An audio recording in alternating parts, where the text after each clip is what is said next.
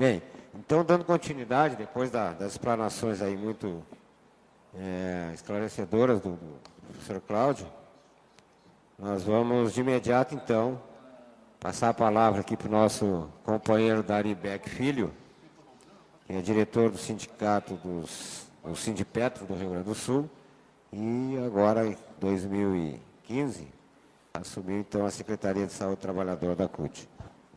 Bem, bom dia a todos e todas. Acho que é importante a gente ressaltar aqui a importância da Semana de Prevenção das LERs. Tenho certeza aqui que os companheiros da mesa aqui vão falar mais das questões técnicas. Já tivemos a bela apresentação aqui, nosso companheiro auditor fiscal aqui do estudo que ele fez. Eu pretendo falar um pouco mais das ações sindicais, ou como é que nós da CUT entendemos esse desafio que é a ação em saúde do trabalhador. A gente tem, no início, os nossos sindicatos trabalhavam no aspecto mais da condição de trabalho no local de trabalho. Fizeram uma avaliação, então, procurando conhecer a questão do mapa de risco, questão dos PCMSO, PPRA, os vários programas que tem específicos das normas. Mas com o tempo a gente vai aprendendo, né, vai entendendo que apenas a ação no local de trabalho, e eu entendi que a apresentação dele ia entrar nesse ponto ali, né? Até falei, pô, agora que ia ficar bom a apresentação, ele parou. Que é a gente faz um esforço grande de conhecimento do local de trabalho e de discussão e de definição de acordos coletivos, convenção coletivas, normas regulamentadoras, que trazem o melhor do conhecimento para que aquela condição de local de trabalho seja efetiva, mas, do ponto de vista da realidade, isso acaba não acontecendo. Por mais que tu assine uma convenção coletiva, e por mais que ela esteja escrita com o melhor da tecnologia, infelizmente, existe uma disputa com a classe empresarial que ela não consegue compreender a importância de tu ter condições de trabalho boas. Então, dá um exemplo que me vem aqui, uma das normas, ou uma das convenções mais adiantadas que existe sobre a questão de equipamentos, foi a convenção coletiva, até não, que existe no estado de São Paulo, sobre as máquinas injetoras de plástico. Foi um esforço grande lá dos sindicatos de lá, e conseguiram uma convenção coletiva bastante moderna em relação a isso. E funciona, lá no estado de São Paulo ela tem funcionado. Agora, quando a gente tentou fazer com que aquela convenção saísse do estado de São Paulo, e o que faz uma máquina injetora? Não sei se vocês não devem conhecer, a maioria das pessoas não conhece aqui. A máquina injetora, ela tem um dispositivo que é semelhante a uma prensa, ela abre assim, né? Tu coloca tem um molde da peça que vai ser injetada, ou ela pode abrir também para cima, mas e tem um molde, tu bota ali um pedaço de plástico e ela fecha e injeta ar comprimido, aquecido e molda a peça no molde. Só que quando ela faz esse movimento, ela é como se fosse uma prensa. Se tu esquecer a mão, então era muito comum, ainda é um acidente gravíssimo das pessoas, a máquina por um mau funcionamento, e que tu na pressa de tu fazer mais peças em menos tempo, uma exigência de tu cumprir, de tu esquecer um braço, uma mão, e prensar o braço, e bem, aí a pessoa que ela está incapacitada para o resto da vida, né, a partir desse momento. Então, o que fazia a convenção lá de São Paulo era simplesmente colocar as devidas proteções, os melhores tipos de proteções, e impedir a venda de máquinas injetoras sem aquelas devidas proteções. Só isso, não tem nada especial em relação a isso. Então, e houve um processo então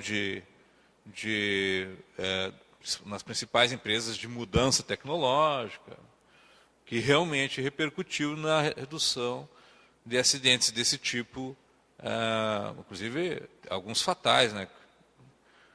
Que o movimento do cara entrar dentro da máquina para botar, né? Ele deixa o ombro, pode deixar a cabeça, e isso realmente teve um efeito prático. Bem, mas daí, tentativa de fazer esse mesmo tipo de negociação em outros estados, nada. Então esse é um desafio, né, que a gente no movimento sindical tem, esse atraso da classe empresarial, do pensamento da classe empresarial brasileira, que não consegue perceber que a sociedade ela é maior do que eles. Nós temos que ter uma sociedade melhor, uma sociedade mais justa, né, no sentido de... Então, é isso, assim. Ele ia falar um pouco do resultado, né? Pô, eu tenho certeza que o acordo coletivo, bem, vou deixar para o Valdir, deve falar sobre isso. Mas tenho certeza que o resultado das discussões foi muito avançado, muito positivo, mas na hora de efetivar, porque não existe é uma dificuldade cultural nossa, assim, muito, muito grande. Assim. A gente tem hoje, por exemplo, a gente inicia o ano, nós sabemos que vamos ter em torno de 2.000 mortes registradas, que é um garantido por acidente de trabalho. Isso e aí mais milhares de pessoas incapacitadas. Esses dados são dados do único banco de dados confiável que tem, que é os dados do INSS. Porque ele paga o benefício por conta da invalidez, o auxílio-doença, e fica caracterizado se é por doença do trabalho ou não, e paga também o pecúlio por morte. Também caracteriza se for por trabalho ou não. Então, nós estamos em uma dificuldade grande aí de construção cultural do nosso país, aí, de avançar nesse sentido, né? De que é importante ter trabalho, é importante ter as empresas para trabalhar, mas é importante que se tenha condições mínimas para que se faça o trabalho. Então, ter uma intervenção mais consequente nas comissões tripartites, ou mesmo através do SUS, através do Centro de Referência do Trabalhador, é um desafio que o movimento sindical tem procurado, e a CUT tem procurado incentivar aí que os sindicatos façam. Porque é uma das formas de tu tentar avançar essa questão cultural que existe no nosso país. E temos tido...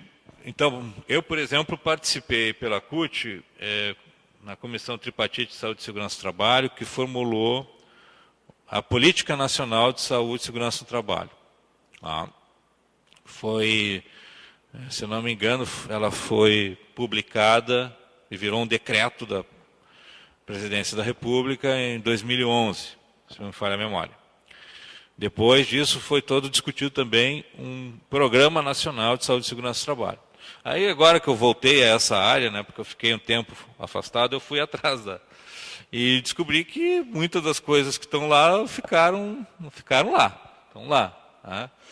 Até esse dia encontrei com o novo ministro do Trabalho, estava conversando, que ele é sindicalista, né, diretor do Sindipolo, eu sou diretor do Sindipetro, então a gente tem ele encontrei com ele, tá, mas tu não tem uma política. Tem uma política, ninguém sabe dessa política. É uma iniciativa do governo que foi feita, iniciativa tímida, né, mas importante, tem uma política nacional que vai orientar o processo de saúde e segurança para todos os organismos institucionais. Depois teve um plano com ações práticas baseado naquela política e que ficou em algum lugar. Está em alguma gaveta lá. Aí ele já me falou, tu tem que me mandar esse documento. Eu mandei o link do Ministério do Trabalho para ele, mas um dos outros problemas que existe dentro do nosso país. Assim, as coisas as boas iniciativas não têm um segmento, às vezes não se transformam em política de Estado e acabam sumindo em algum lugar. Então, é o desafio do movimento sindical, né? Combinar essa ação local de trabalho, de conhecer o local de trabalho, de entender os riscos, a importância do pessoal que estuda sobre isso para poder orientar os sindicatos e tal, mas ao mesmo tempo ter a capacidade e a organização de intervir nesses espaços institucionais de forma qualificada. Porque o empresariado ele tem grana, ele se organiza e vai. O Valdir a gente já conhece, a gente já teve experiências combinadas. Então, acho que é importante a gente ter essa discussão aqui sobre a questão da LER. É importante a gente ter outras discussões sobre isso, porque isso também é uma forma da gente ir mudando essa cultura que existe, né? Tentar levar a convencimento da sociedade e da classe empresarial da necessidade de a gente evoluir, né? Enquanto sociedade. Né? O que adianta a gente conviver em sociedade se a sociedade aceita que as pessoas morram, que as pessoas adoeçam e que as pessoas sejam mutiladas por condições de trabalho ruim. Isso, para mim, é um atraso. Se nós puder avançar aí, se a gente conhecendo, eu sou petroleiro, trabalho na Petrobras. O setor petróleo é um dos setores de mais risco que existe. E eu vou contar para vocês uma outra historinha, que é um momento de vergonha alheia que eu passei. Então, nós temos uma comissão com a empresa que trata a saúde e segurança do trabalho. De extrema dificuldade também, é uma coisa terrível. Aí propusemos fazer uma visita à Statoil, que é a empresa do setor petróleo com melhor política nessa questão.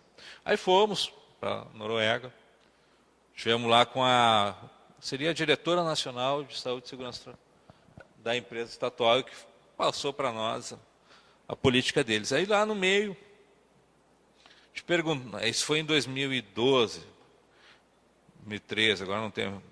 Aí ela perguntou para ela assim, não, mas quando é que foi a última morte aí do setor e tal? Aí ela, a última morte. Aí virou para a assessoria dela, assim, pediu para a guria, aí era uma menina. A menina digitou, aí ela puxou aqui, foi em 2004. Fazia 8 anos, foi em 2004 que morreu era um terceirizado, inclusive, que tinha caído do andaime. Aí foi um momento de vergonha alheia, porque o setor petróleo no Brasil todo ano mata de 12 a 20 pessoas. Esse ano já começamos bem, já tivemos uma morte lá na refinaria de Caxias, uma morte estúpida. O ano passado tivemos um acidente gravíssimo. Agora em janeiro tivemos um acidente gravíssimo, uma explosão numa plataforma, matou 8 pessoas. É uma plataforma, e também tu vai avaliar o acidente, tu vê que o nosso setor é muito regulamentado, tem muitas regulamentações, tem muitos procedimentos. Se a pessoa seguir todos aqueles procedimentos, a possibilidade de acontecer alguma coisa é muito pequena. O problema é que existe aquela pressão, né? Vamos fazer e tal, e muitos desses procedimentos acabam ficando no papel e não... Até por ser muito detalhado, que é uma discussão que a gente tem lá, eles acabam ficando uma coisa do papel e não conseguem se ligar com a vida real. Então, esses são alguns desafios aí que a gente tem do movimento sindical aí de fazer esse enfrentamento. Então, é um pouco assim essa experiência aqui, não vou me estender muito, até porque, como eu já disse aqui, o pessoal da federação tem muito mais conhecimento técnico aqui do que sobre essa questão específica. Esse é o nosso grande desafio, conseguir mudar a cultura da nossa sociedade, principalmente da classe empresarial brasileira, para que a gente possa avançar no sentido aí de melhorar as condições de trabalho da nossa população. Muito obrigado, Aldari. E seguimos então aqui, vou pedir a gentileza do Dari passar o microfone e passar para a companheira Fabiana Machado, do Sindusprev.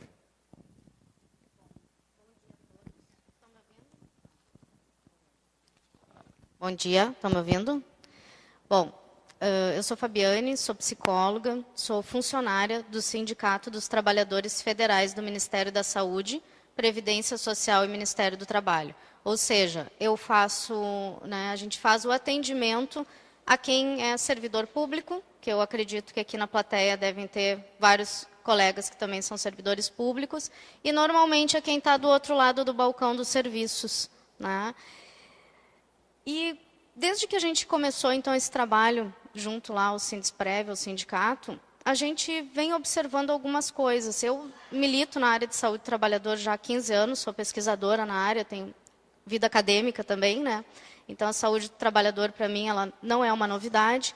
Mas, para mim, o que me surpreendeu, né, quando eu cheguei no sindicato para poder fazer esse trabalho junto com o servidor público, foi que, por exemplo, no caso do Serviço Público Federal, a comunicação de acidente em serviço, porque não é acidente de trabalho, né, é acidente de serviço, ela é um documento que existe há poucos anos. E são poucos anos mesmo, que são 2 anos. E aí eu fiquei pensando, né, porque eu, como pesquisadora e como militante da área de saúde do trabalhador, né, a gente sabe que é um desafio a notificação dos acidentes de trabalho, a gente sabe que é um desafio o reconhecimento do adoecimento pelo trabalho, mas me surpreendeu muito essa parte, né, essa visão, né, do servidor público federal de não ter o reconhecimento de um acidente de trabalho. E aí, bom, né, a gente está aqui num seminário que fala sobre as lesões por esforços repetitivos, que tradicionalmente são super, né, difíceis de ter o seu reconhecimento, porque elas são invisíveis, elas não aparecem em exames, né? Ou, como no meu caso, quando aparece, aparece como uma bolinha. Eu fui brindada há 1 ano e meio, eu sou portadora de Ler e fui brindada, né, por um cisto de bainha há 1 ano e meio. E aí eu chego para fazer o exame de imagem, e a médica que está ali fazendo o meu exame de imagem, fez o exame, não me disse nada. E eu disse, tá, e o que é isso, doutora? E ela me olhou e disse assim, é uma bolinha. Eu disse, sim, eu estou vendo, né? A gente enxerga a bolinha. E ela me disse assim, não, eu vou te encaminhar para a cirurgia. E aí eu olhei e disse assim, como assim tu vai me encaminhar para a cirurgia? Não, tu tem que fazer a cirurgia para fazer a retirada do cisto e tal.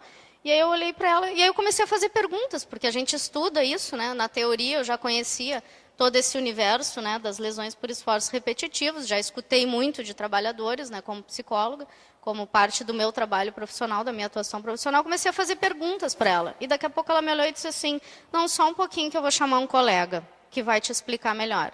E aí ela chamou um outro médico. Se eu não tivesse feito esses questionamentos, né, não trabalhasse com isso e não tivesse apropriada para perguntar, né, não teria vindo o outro profissional. Aí, realmente, aí o outro profissional veio e daí, né, durante o exame, fez eu fazer um monte de movimentos para ver se estava preso em tendão, não estava preso em tendão, enfim.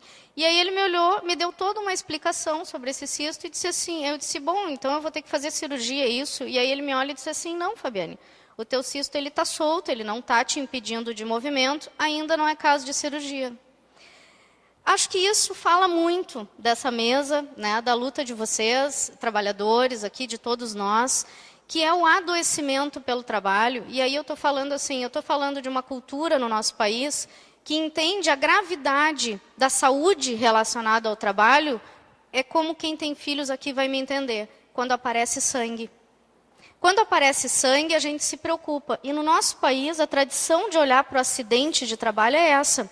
O acidente de trabalho ele só aparece quando ele é grave. E quando ele aparece ou nos hospitais de traumas, né, nos pronto atendimento, no pronto-socorro, é quando ele aparece, é quando ele é notificado. Só que existe uma massa de trabalhadores adoecidos que não aparece. Assim como essa bolinha aqui, que levou um tempo. Provavelmente eu já tenho Lera há muitos anos, mas nunca dei bola para os meus braços. Vamos combinar, é assim que funciona, né? Se essa bolinha aqui não aparecesse, talvez eu nunca soubesse. Talvez eu nunca tivesse essa consciência. E aí eu volto, né, falando de mim, eu volto para a minha atuação hoje no sindicato, no Sindesprev. A gente trabalha com servidores do INSS, muitas vezes, né, questionados, criticados, porque estão do outro lado do balcão, negam benefícios, né, negam direitos, enfim, a gente sabe disso, comumente se tem essa visão. Mas no INSS tem uma história relacionada à questão das lesões por esforços repetitivos. Há muitos anos atrás, há praticamente uma década, o INSS reformou todo o mobiliário, né, de trabalho. E hoje a gente entra nas agências, são, né, o atendimento ali ao público são pequenas baias. As baias hoje de atendimento deve ter mais ou menos esse espaço aqui. E isso não é uma figura de linguagem. Nesse espaço aqui tem que entrar o trabalhador, os braços do trabalhador, o teclado, o mouse e a tela do computador. Quando eles trocaram o mobiliário, né, essa década atrás, mais ou menos, o mobiliário veio todo para quem era canhoto. Toda a ergonomia do mobiliário era para pessoas canhotas. E a maioria dos trabalhadores são destros, né? Não são canhotos. Então, naquela época, o que o INSS fez? Né? Quem não adoeceu, quem não, foi, né, quem não teve problema de coluna, foi fazer cirurgia, então eles fizeram lá, entre aspas, né, uma espécie de reabilitação, mas o mobiliário permanece assim até hoje. Tá? Então, assim, não se surpreendam quando vocês forem numa baia de atendimento e verem o trabalhador fazer isso aqui. Tá? Porque a tela dele está de um lado, o corpo e o usuário ali, o segurado, está do outro, e o mouse vai estar lá do outro lado. Tá? Permanece assim até hoje. Os trabalhadores tiveram que aprender a usar o mouse com a mão esquerda, porque não tinha como. Né? O custo da troca do mobiliário, que veio errado, sei lá, né? Vai saber na hora da licitação como é que essas coisas acontecem, é como, né? Enfim, ficou assim, então muita gente aprendeu a usar o mouse com a outra mão. Vocês imaginem, né? O impacto disso no corpo dessas pessoas. Como não tinha a comunicação do acidente em serviço, isso ficou. Isso ficou. E o resultado disso hoje é que nós, lá no nosso setor, hoje, nós atendemos a questão da saúde mental relacionada ao trabalho. Que hoje, para o trabalhador, né, que é seletista também no nosso país, é uma notificação que explodiu nos últimos anos. Né? Só que a doença mental relacionada ao trabalho, a nossa saúde mental, ela também não aparece em exames. Não tem um exame que diga, né, que mostre lá um exame de imagem, não vai aparecer sangue, não vai aparecer fratura, não vai aparecer uma ruptura de tendão. Né? Ela não é medível, ela não é palpável, ela não é quantificável. Mas o sofrimento, a carga de sofrimento dos trabalhadores que estão adoecidos, né, em função de várias questões relacionadas ao trabalho, não só a ergonomia, mas ao processo de trabalho, a pressão por produtividade, enfim, né, as próprias pressões da chefia, ou até mesmo muitos anos com uma postura inadequada, porque a gente vai se adaptando, né, o nosso corpo ele cansa e a gente vai se adaptando, a gente vai procurando uma postura mais adequada ao longo do tempo, que nem sempre, né, o meu conforto é adequado à pressão na minha coluna, e isso vai aparecer muitos anos depois. Como é que tu vincula, como é que tu faz esse nexo, né? E na questão de saúde mental é mais complexo ainda, porque como é que eu vou vincular uma tristeza, uma depressão, uma fobia, uma reação por estresse grave à questão do trabalho? Como é que, vocês imaginem assim, eu sou psicóloga, então assim, no imaginário, né, eu fico me imaginando diante de um médico e ele perguntando assim, mas o que tu faz, Fabiane? Eu vou olhar para ele e vou dizer assim, eu sou psicóloga. E aí o meu fisiatra olhou para mim e disse assim, como é que tu está com ler? Porque na cabeça dele o psicólogo trabalha sentado, né? E aí eu vou contar para vocês que eu estou sentada aqui, meu pé deve estar mais ou menos a uns 2 palmos do chão, tá? Eu estou fazendo assim, que nem criança, né? Porque eu não tenho muita altura, né? Então as coisas não são adequadas porque eu não estou no padrão, né? Eu tenho menos de 1,50 m, então, lógico, eu tenho uma altura de criança, não de adulto, então o mobiliário nunca é feito para mim, né? Assim como o ônibus também, eu nunca consigo me segurar em cima, mas enfim. E aí o fisiatra me olhou e disse assim, mas tu é psicóloga? E aí eu olhei para ele e disse assim, sim, mas eu não trabalho só sentada escutando o dia inteiro, eu também produzo relatórios, né? No ambiente acadêmico a gente tem que estar, né, tá sempre publicando, sempre digitando, né? Eu também sou escrava do computador. E aí ele ficou me olhando assim, mas, sabe, não fazia sentido.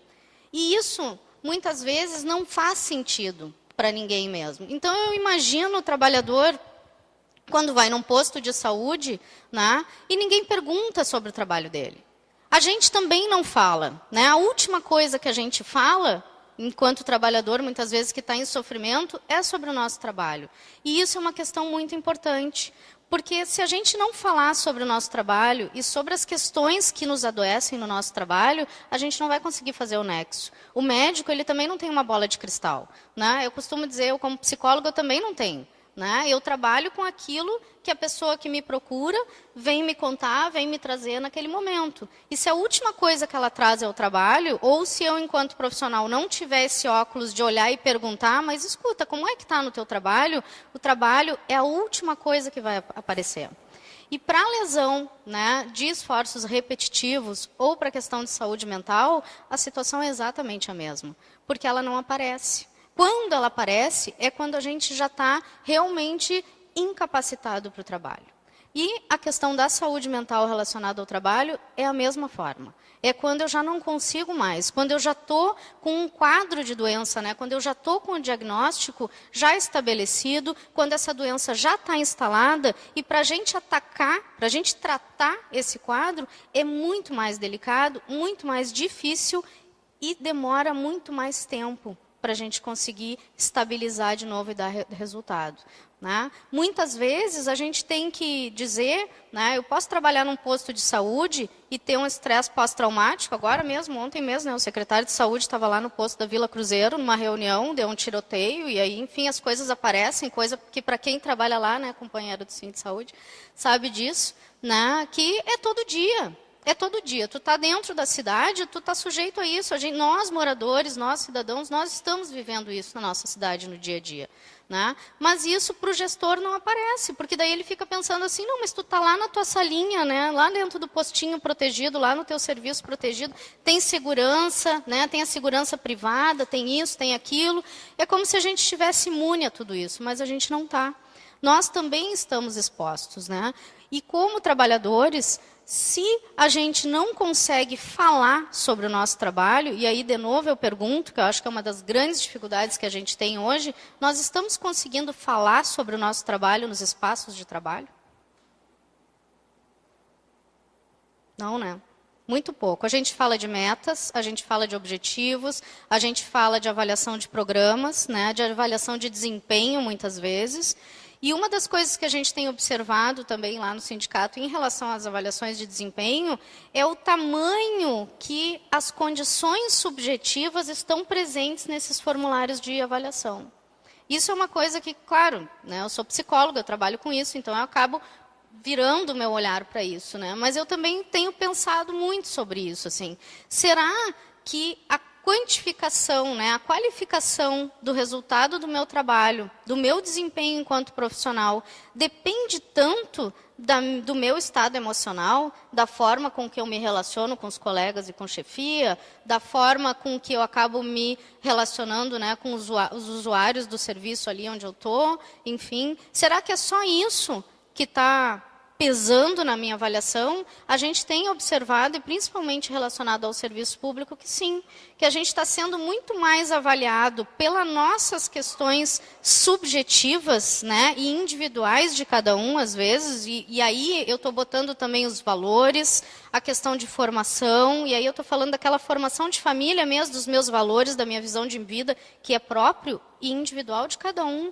E que eu não posso discutir com ela se eu não concordo com a religião dela hoje em dia. Ela tem a opinião dela, eu vou ter a minha. Mas daqui a pouco eu estou vendo formulários onde as chefias estão avaliando isso no seu servidor ali, né, nos seus subordinados. E esse tipo de avaliação está pesando lá no final. E aí eu fico pensando, tá, mas e a minha capacidade técnica? E o meu conhecimento para desenvolver aquela tarefa, né? Para poder atingir ou não aqueles objetivos? Onde é que está isso? Onde é que está essa avaliação? Que é o resultado do meu trabalho? É aquilo que eu me sinto preparada, né? Que eu fiz a vida inteira, é a minha escolha profissional. Isso está ficando para trás. E isso é muito sério. A gente tem observado isso lá no sindicato. A gente tem feito, né, toda essa reflexão, não só dentro do sindicato, mas também com os trabalhadores, né? E o que a gente observa é isso, assim, que, na verdade, isso, né, ao meu ver, e como pesquisadora dessa área há muitos anos, né, não é à toa que poucos de nós conhecemos a Política Nacional de Saúde Trabalhador e Trabalhadora, que é uma política que está dentro do Sistema Único de Saúde, né, e que é uma política que parece que ela passa ao largo de todas as outras. Né? Parece que o trabalho na nossa sociedade ele é um assunto secundário. Né? Existem outras coisas mais importantes para a gente debater. Só que o resultado de deixar esse trabalho, né, esse debate sobre o trabalho de lado, né, ele está na nossa saúde hoje. Nós temos uma massa de trabalhadores adoecidos e adoecendo cada vez mais, né, numa velocidade que vem, né, como se diz aqui no Sul, a galope, a cavalo. Né? A gente vê o crescimento, então, dessas questões vinculadas à saúde mental e que, para nós não temos dúvidas. Isso também está vinculado à primeira onda do aparecimento das lesões por esforços repetitivos. Né? A depressão, que isso causa, e aí eu não estou falando de quadros ocasionais de tristeza, eu estou falando da depressão mesmo, né? Os transtornos de ansiedade, as fobias, eu vejo que ainda, né, muito é dessa massa de trabalhadores que ficou com esse diagnóstico em aberto, que nunca pensou sobre isso, nunca, né, se deu conta que era portador, né, especificamente desse tipo de lesão, e que hoje está emergindo com quadros de saúde mental. Ou seja, a LER, ela continua secundária, ela continua invisível, ela continua não aparecendo. Então, quando, né, o Antônio convidou a gente para vir aqui, né, a gente conversou muito ontem no sindicato sobre isso, a gente, no serviço público, principalmente, né, na categoria dos servidores federais, a gente observa isso. E aí, como eu disse para vocês, né, eu acho que a própria história de não ter o reconhecimento, não ter a comunicação do acidente em serviço, né, de ter de poucos anos para cá, eu acho que já é um exemplo disso, do quanto o trabalho ele tem que ficar abafado, ele tem que ficar secundário, né? Eu acho que existe um consenso, desculpe, né, dizer isso, mas e principalmente dos nossos governos, né, de não falar sobre o trabalho e principalmente não falar sobre o trabalhador. E eu acho que a gente precisa mudar isso. E essa mudança ela só vai acontecer se nós, trabalhadores, olharmos, né, chegarmos nos nossos espaços de trabalho e dissermos, não, só um pouquinho, a gente quer falar sobre o trabalho sim. Né? Eu quero falar o quanto me incomoda estar sentada aqui, balançando as minhas perninhas, porque assim, aos 20 anos fazer isso aqui, não tem problema nenhum. 20 anos depois, tem um monte de problema sim. Tá? Então, essa reflexão que eu queria deixar para vocês aqui, para que a gente possa, né, pensar sobre isso, olhar um pouco para nós, trabalhadores, olhar para o nosso espaço de trabalho, para a forma com que a gente se relaciona, com a forma que a gente desempenha as nossas funções, por mais óbvias e simples que elas pareçam, né? Porque, na verdade, quando a gente fala em vigilância dos ambientes de trabalho, o melhor vigilante somos nós mesmos, né? São os trabalhadores. E é isso que eu queria deixar de contribuição e de reflexão para vocês. Muito obrigada. Obrigado a Fabiana Machado, psicóloga do Sindusprev. Passamos de imediato para a nossa companheira aí, guerreira aí da questão da saúde, que tem nos acompanhado em todos os espaços aí que nós estamos inseridos, inclusive em alguns espaços representando a nossa Central Única dos Trabalhadores, Anita Maciel. Contigo. Obrigada. Bom dia a todos e a todas. Agradeço pelo convite, né, para poder explanar, até apresentar nosso trabalho que é feito no Sindsaúde, até dando sequência ao que a nossa companheira aqui estava falando sobre psicologia. Nós temos um trabalho dentro do Sindsaúde que começou em 2010, com a parte da psicologia saúde do trabalhador, a parte de saúde do trabalhador, que é a qual eu faço parte, né, que atualmente estou à frente como diretora. Nós temos 2 médicos do trabalho, uma psicóloga e um psiquiatra. Para chegar até aí foi um trabalho foi trabalhoso e para ter reconhecimento dentro do próprio sindicato. Aí eu faço a pergunta, aonde os sindicatos, do modo geral, olham pela saúde do trabalhador, a pasta da saúde do trabalhador dentro dos próprios sindicatos. Né, o que a pasta da direção, do modo geral, dentro dos sindicatos, valorizam ou não a saúde do trabalhador, aquela pasta que está ali. Se não tiver o apoio da direção, o apoio daquela diretoria que está ali dentro, não vai à frente. Né? Então, eu acho que esse também é uma pergunta e é um ponto de se pensar até onde os diretores de um sindicato levam a seriedade dessa pasta, levam em conta a saúde do trabalhador. O que acontece? Nós, no Sindsaúde, atendemos hospitais, de modo geral, clínicas, pet shop, farmácia, clínicas geriátricas. O Sindsaúde RS atende Porto Alegre, Grande Porto Alegre, praia. Tem uma parte bem ampla, né? É um dos centros de saúde maior, é o centro de saúde maior, né? Que tem dentre todos eles que a federação acompanha. Mas assim, o que eu gostaria de colocar hoje, assim, da parte do sofrimento mental, para onde eu fui convidada, que é uma parte onde não se enxerga, não se vê, não se nota. Só se nota quando a pessoa já chega lá abalada, desestruturada, pedindo demissão, dizendo que vai se matar, que está em casa 2 meses sem trabalhar, onde nós temos que ir lá buscar aquele trabalhador para ir até o médico, né? Então, é um trabalho que, aos pouquinhos, ele foi crescendo. Ainda tem muito que crescer, mas aos pouquinhos está crescendo. A nossa psicóloga hoje, infelizmente, não pôde estar presente. Nós temos 2 psicólogas, a doutora Karine, que é a que nos acompanha desde 2012, Karine Pérez. Ela está fora do país fazendo um trabalho sobre saúde mental, sofrimento mental, durante 6 meses. E quem está nos acompanhando é a doutora Roberta, né, que está fazendo a sequência desse trabalho. Então, como é que é feito esse trabalho lá no sindicato? Nós fazemos um atendimento, um acolhimento ao trabalhador quando ele chega lá no sindicato. Eu faço esse acolhimento, é passado para mim geralmente, né? Faço esse acolhimento, escuto, faço a escuta, vejo o que está acontecendo, qual o problema que está acontecendo, encaminho para a psicóloga, o psiquiatra, ou o médico do trabalho, e tenho o privilégio, que eu acho que é ali que o pessoal ainda não entende muito bem o porquê de ficar um diretor dentro do sindicato, que se diz assim, o sindicato tem que estar na base. Tem que estar na base, trabalhando dentro da base, para ver onde está o problema do trabalhador. Mas tu tem que ter um diretor dentro do sindicato para ouvir aquele trabalhador que chega lá e muitas vezes não encontra ninguém, está todo mundo na rua, está só os funcionários. Aonde tu tem um diretor ali que escute aquele trabalhador, que possa fazer um relato, uma denúncia, e aí tu saber onde é que está acontecendo, ir atrás daquele hospital, ou naquela clínica, ou naquela empresa onde está o foco, né? E poder fazer, de repente, aquela denúncia no Ministério Público, ou a denúncia onde quer que seja que tem que ser feito, e poder interagir também com a empresa, com o hospital, com a direção do hospital.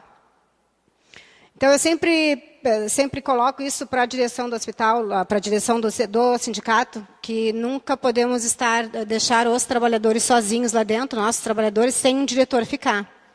Sou muito até questionada quanto a isso dentro do sindicato. O meu trabalho é muito interno, fico lá dentro, bem dizer, quase o tempo todo, entre 8 horas, saio junto com os funcionários às 17h30, 18 horas. Algumas vezes estou indo para as bases ou participando de alguns encontros, como o Sereste, o Fórum de Saúde do Trabalhador e alguns outros encontros onde eu possa estar presente. Agora, atualmente, nós tivemos uns problemas de violência, quando a colega agora colocou essa questão do nosso secretário estar presente. Vou te dizer uma coisa bem do fundo do coração, hoje eu dei graças a Deus que ele estava lá.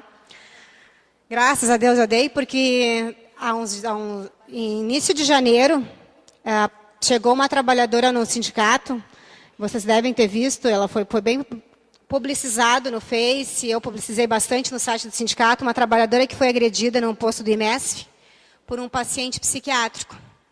E essa trabalhadora está afastada atualmente. Ela teve lesões na face, ela teve uma lesão na coluna, e é um posto pequeno, onde não tem nada, tem uma zeladora. Agora eu estou indo até os IMESs para fazer os conhecimentos, os postos de saúde, para saber como funciona.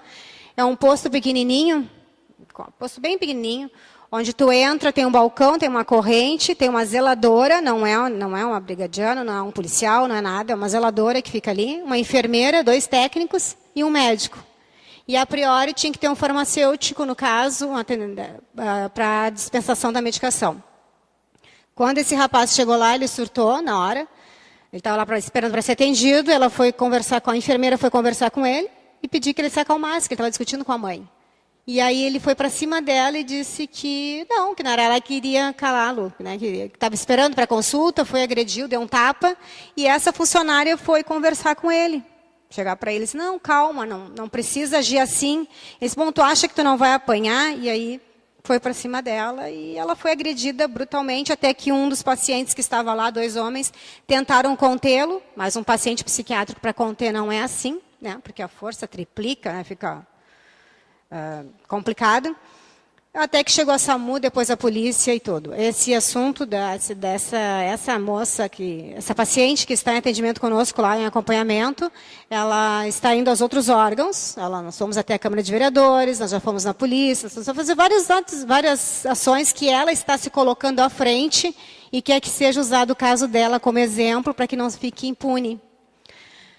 Pedimos uma hora com o secretário, não teve, agora nós vamos ter com a adjunta na sexta-feira para poder conversar sobre esses assuntos da violência. Assim como é naquele posto, teve no posto do Lami, no posto da Restinga, no posto da Pinheiro. Cristo Redentor, diariamente, agora hoje em dia não é mais fratura, né? É baleado mesmo, né? Por brigas de gangue. Conseguimos ontem, fiquei sabendo em primeira mão, tive uma reunião com a direção do GHC.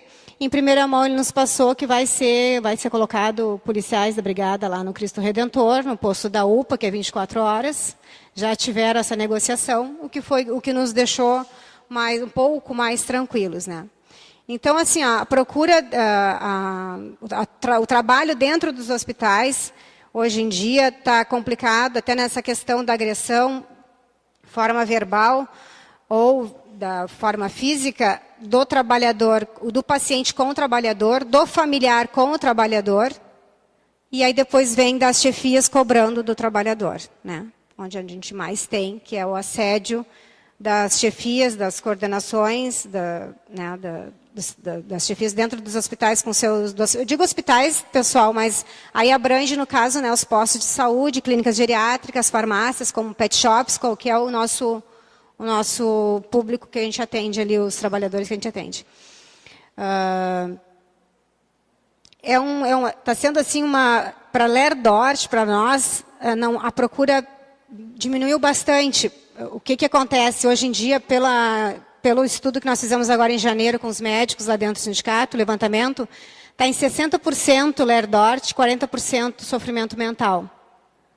E isso porque nós estamos indo atrás, dentro dos locais de trabalho, divulgando através da cartilha que vocês devem ter recebido, através do site, através dos próprios colegas que vão consultar, e a gente pede, divulga, fala que tem alguém aqui que te escuta, né, para o trabalhador poder procurar um atendimento. Porque ele muitas vezes não sabe que tem aquele acolhimento ali, né? Então, é a maneira que nós estamos tentando fazer a divulgação daquele trabalho. O assédio, uma outra coisa que eu gostaria de colocar, assim, que o assédio entre o trabalhador e a chefia trabalhador, gerência. Acho que muitas vezes a pessoa se forma, não vou citar a área, né, porque são várias áreas, mas não tem aquela noção que tu já foi, né, lá embaixo, no nível, e agora tu está um pouquinho acima, né, e tu não te coloca ali no mesmo patamar do colega que está ali trabalhando. Ele é cobrado pelo patrão, mas também ele tem que ter o olhar que aquela pessoa que está ali do lado, que está ali na frente, fazendo o trabalho de frente, é difícil, porque está sobrecarregado, né? Então, quando a gente fala em Lerdort, dentro do hospital, aí a gente relaciona banho de leito, relaciona colocar um equipo no suporte do soro que é muito alto, ou puxar aquela cama, né? Não, para nós agora hoje em dia é o sofrimento mental que que mais está sendo procurado. Nesse trabalho que nós conseguimos colocar dentro do sindicato de escuta, nós temos um dia, eram 4 horas só por semana com a psicóloga. Nós conseguimos aumentar para 8 horas, né? Então tem um trabalho individual e trabalho em grupo. Até alguns trabalhadores conseguiram vir ontem, vieram hoje, que eu estou vendo ali uma colega, né? Tem atendimento lá conosco, trabalha lá. Então, assim, é um trabalho que se conseguiu desenvolver. Eu me orgulho muito desse trabalho da Karine, junto com a equipe, com a doutora Luciana, o doutor Geraldo, porque são pessoas que eles trabalham direto com o trabalhador, né? Eles já vêm de outros sindicatos, como os metalúrgicos, que é da onde eu também me espelho muito para fazer esse trabalho lá dentro do sindicato. Foi da onde eu comecei, ali com a ajuda do Alfredo, né? Então, é complicado, e vou voltar a repetir o seguinte, é complicado até dentro do sindicato, pela direção do sindicato, de reconhecer. Eu acho que tem que ser feito um trabalho melhor dos próprios dirigentes sindicais e enxergar a saúde do trabalho de outra maneira. Não é só tu ir para a rua pedir dinheiro, pedir aumento. Acho que nas convenções coletivas tem que ser mais debatidas essas questões de melhoria do ambiente de trabalho, melhorias na ergonomia, né, do ambiente de trabalho, né? E conscientizar o trabalhador de que não adianta ele ter aquele aumento de 11%, 9%, 6% ou 15%, e ele vai gastar aquilo ali em medicação, em médico, em consulta médica, e ele não vai ver o retorno. Daqui a pouquinho ele está se afastando, indo para o INSS, ficando 6 meses, 3 meses sem receber, às vezes 1 ano, com perícia negada, e a saúde dele para o espaço. Então, acho que tem que ser falado mais e mais sobre isso. É um assunto que a gente fala muito no fórum também, às terças-feiras, né? Tem debatido muito sobre isso, sobre falar sobre a saúde do trabalhador, né? E a previdência. Então, eu volto a pedir aqui, até aproveitar que o Dario está aqui, porque tem as reuniões executivas da CUT, tem reunião aberta, né? Tem a fechada, tem aquela ampla, né? Que eu acho que o pessoal tem que participar mais, e ser colocado ali, já que é um encontro onde tem várias centrais, né? Aliás, vários sindicatos, e no próprio fórum, cobrar mais da própria direção do sindicato, valorizar e bater mais em cima disso. Não sei se eu estou conseguindo assim me esclarecer bem, porque é muita coisa. Eu não fiz nada fiz algumas anotações que eu nem estou me baseando muito. Não trouxe assim material para explanar. Mas eu acho que essa conversa vale mais assim uma roda de conversa do que muitas vezes tu colocar, né, no slide ali que eu não consigo me... Então, se depois o pessoal quiser fazer alguma pergunta, né, alguma coisa, estou à disposição. Mas assim, tem um outro exemplo que eu gostaria de dar para vocês, de uma empresa grande dentro de Porto Alegre, é um hospital grande, são 2 hospitais grandes, mas tem um que ele luta muito pelo commission, eu não sei falar muito bem o inglês, se alguém puder me ajudar, mas eles lutam por um slogan lá que tem, que eles vêm, uma equipe de fora, avalia o hospital e aí te dá o título, né, como melhor hospital, ou certificações, obrigada, certificação internacional, isso mesmo, de qualidade. E aí esse hospital é um hospital grande de Porto Alegre. E ele tem um serviço grande no SMO. Só que não adianta nada esse serviço grande no SMO. Porque a maioria dos trabalhadores desse hospital vão acabar lá no sindicato, no Sindicato de Saúde. Por uma negativa de CAT, por um reconhecimento que não é doença do trabalho. E eles têm um trabalho, eu fui conversar com a direção do hospital, ela me apresentou, e eu fiquei maravilhada 2 anos atrás, e vão solucionar o problema. Né? Não vai conseguir solucionar, vão ouvir o trabalhador. Não, eles lutam pelo PPR, eles lutam pelo aquele valor lá que eles vão ter daqui 1 ano a mais. Aí, quando vai bater a comissão, né? A comissão vai lá fazer a visita, né, para ver os andares, aí aquela correria, cobre aqui, cobre lá, coloca equipamento aqui, coloca equipamento lá, onde está faltando, e depois, quando eles vão embora, a rotina volta, nenhuma CAT é emitida, nenhum atendimento é dado, e o atendimento que é dado é precário. E são 3 hospitais que concorrem geralmente a esse título, aí agora tem um 4º hospital também concorrendo. Então, eu sou meia revoltada com essa parte. E eu sempre coloco os trabalhadores, quando vão lá no sindicato, não, te nega. Não tem condições de trabalhar, nega. Tu está no teu direito. Tu pode fazer até um boletim de ocorrência que tu não tem condições de trabalhar. Atender 17 pacientes? Como que tu vai atender 17 pacientes? Não tem como tu atender 17 pacientes. Tu está botando em risco a vida do paciente, botando em risco a tua profissão e o teu emocional e a tua saúde. Então, vai numa delegacia e faz, sim, um boletim de ocorrência. Tu pode até atender ali, mas na hora que tu puder sair, tu vai lá e faz um boletim de ocorrência. Para ser usado isso num processo administrativo, no Ministério Público, onde se quer que seja. Não sei se eu estou me estendendo muito, né, também. E se quiserem fazer alguma pergunta, estou aqui. Se quiserem conhecer o sindicato, também está aberto, né, para vocês. Se quiserem conhecer o local, lá o Sindicato de Saúde na João Guimarães, só ligar e a gente combinar um horário. E mais uma vez agradeço, Mário, pela oportunidade de expor o trabalho do sindicato. Obrigado, companheira Anita. De imediato, vamos passar para o nosso companheiro Dionísio Mazui para fazer essa explanação.